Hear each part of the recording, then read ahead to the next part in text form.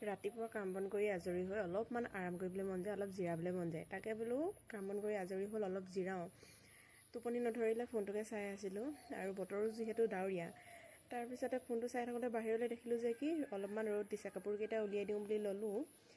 আহি বাহিৰত দেখিছোঁ, দেখাইছোঁ ৰ'ব। দেখি পাই মানে দিমাগটো মানে বেয়াই হৈ গৈছে আৰু এইটো অৱস্থা চাওক। মানি প্লেণ্ট দেখিছে নহয়, এইটো অকল পুতি থৈ দিছোঁ, গোটেইটো খাই তহিলং কৰি দিলে। দেখিছেনে নাই? এইখিনি এতিয়া মানি প্লেণ্টটো যিটো দেখিছে যে একো দেখিছে নহয়, নাই মানে একেবাৰে নাইকিয়া কৰি দিলে। আগতে এদিন মই ঘৰত যাওঁতে বাহিৰত উলিয়াই থৈ গ'লোঁ, তেনেকৈ খালে। এইটো প্ৰায় আপোনাৰ জেওৰা খুঁটি দি থৈ দিছিলোঁ, ইমান অকণমান পাইছিলেগৈ। এতিয়া কি অৱস্থা চাওক। জেওৰা খুঁটিয়ে এনেকৈ মানে ওপৰলৈ ৰছী দি পিনে গাঁঠি দি থৈ দিছিলোঁ, ইমান অকণমান পাইছিলেগৈ। এতিয়া এইটো অৱস্থা কৰি পেলালে।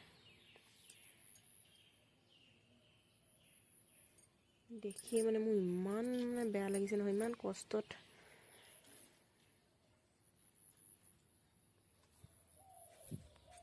এইফালে জেওৰা ফাকে এই চুকটোৱেদি ইমান ওখ হৈ গৈছিলে, মানি প্লেণ্টজোপা ইমান ধুনীয়াকৈ বাঢ়ি গৈছিলে। এতিয়া মানে দেখি মানে মোৰ দুখো লাগিছে, খঙো উঠিছে। কৰিব কি, বেলেগৰ ছাগলী পোৱালি আছিলে, জেওৰা ফাকে সোমাই আহি পূৰা খাই শেষ কৰি থৈ গ'ল।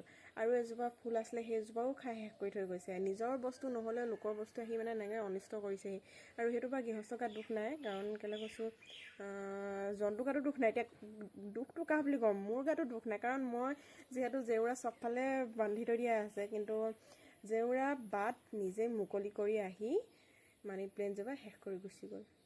এতিয়া মানে মোৰ সঁচাই বহুত বেছি দুখ লাগিছে, খঙো উঠি আছে। মানে কি কৰিম আৰু, উপায় নাই।